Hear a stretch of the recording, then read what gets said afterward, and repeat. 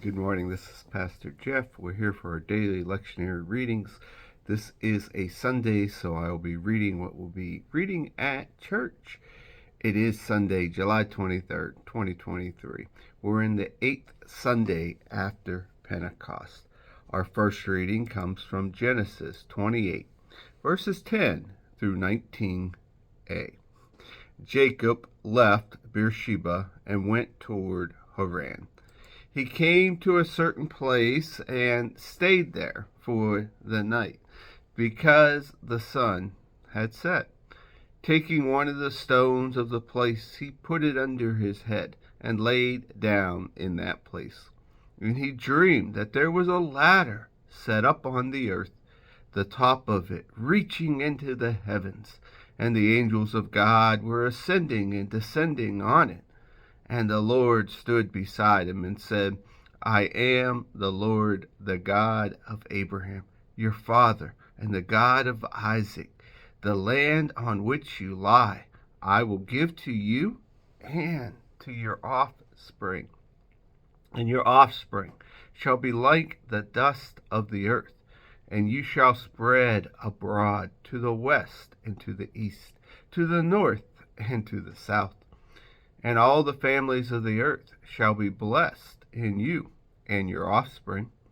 Know that I am with you, and I will keep you wherever you go, and will bring you back to this land. For I will not leave you, for until I have done what I have promised you. Then Jacob woke up from his sleep and said, Surely the Lord is in this place, and I did not know it. And he was afraid and said, How awesome is this place! There is none other than the house of God, and this is the gate of heaven. So Jacob rose early in the morning, and he took that stone, and he had put under his head, and set it up for a pillar, and he poured oil on top of it. He called that place Bethel, but the name of the city was Luz at the first. Our psalm reading today is Psalm 139, 1 through 12, and then 23 through 24. O Lord, you have searched me and known me. You know when I sit down and when I rise up. You discern my thoughts from far away. You search out my path and my lying down, and are acquainted with all of my ways. Even before a word is on my tongue, O Lord, you know it completely. You hem me in behind and before, and lay your hand upon me. Such knowledgement is too wonderful for me. It is so high that I cannot attain it. Where can I go from your spirit, or where can I flee from your presence? If I ascend to heaven, you are there. If I make my bed in Sheol, you are there. If I take the wings of the morning and settle at the farthest limits of the sea, even there your hand shall lead me, and your right hand shall hold me fast. If I say, Surely the darkness shall cover me, and the light around me become night. Even the darkness is not dark to you. The night is as bright as the day, for darkness is as light to you. Search me, O God, and know my heart. Test me and know my thoughts. See if there is any wicked way in me, and lead me in the way of the everlasting. Our second reading today comes from Romans 8, 12 through 15. So then, brothers and sisters, we are debtors, not to the flesh, to live according to the flesh. For if you live according to the flesh, you will die. But if by your Spirit you put to death the deeds of the body, you will live. For all who are led by the Spirit of God are children of God. For you did not receive a spirit of slavery to fall back into fear, but you have received a spirit of adoption, when we cry, Abba, Father. It is that very Spirit bearing witness with our spirit that we are children of God. And if children, then heirs, heirs of God, and joint heirs with Christ, if in fact we suffer with him, so that we will also be glorified with him.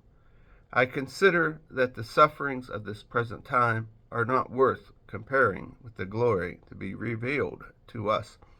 For the creation waits with eager longing for the revealing of the children of God.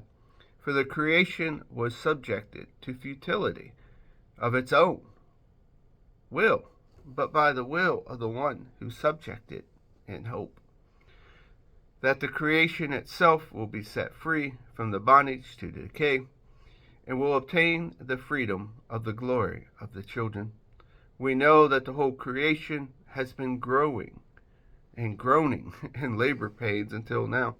And not only the creation, but we ourselves. We have the first fruits of the Spirit, grown inwardly, while we wait for adoption, the redemption of our body. For in our hope we are saved. Now hope that is seen is not hope. For whose hope is what is seen? But if we hope for what we do not see, we will wait for it with patience. Our gospel reading comes from the Gospel of Matthew, chapter 13, verses 24 through 30, and then 36 through 43.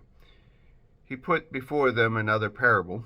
The kingdom of heaven may be compared to someone who sowed good seeds in his field. But while everyone was asleep, an enemy came in and sowed weeds among the wheat, and then went away. So when the plants came up and bore grain, then the weeds appeared as well. And the slaves of the householder came to him and said, Master, did you not sow good seed in your field? Where then did these weeds come from? He answered, An enemy has done this. The slave said to him, Then do you want us to go and gather them? But he replied, No, for in the gathering of the weeds you would uproot the wheat along with them. Let both of them grow together until the harvest. And at harvest time I will tell the reapers, Collect the weeds first, and bind them in bundles to be burned, but gather the wheat into my barn. Then he left the crowds, and he went into the house. And the disciples approached him, saying, Explain this parable of the weeds of the field. And he answered, The one who sows seed is the Son of Man. The field is the world, and the good seeds are the children of the kingdom. The weeds are the children of the evil one, and the enemy who sowed them is the devil. The harvest is the end of the age, and the reapers are angels. Just as weeds are collected and burned up with fire, so will it be at the end of the age. The Son of Man will send his angels, and they will collect out of the kingdom of all causes of sin and evildoers, and they will throw them into the furnace of fire, where there will be weeping and gnashing of teeth. Then the righteous will shine like the sun in the kingdom of their Father. Let anyone with ears listen. The word of the Lord.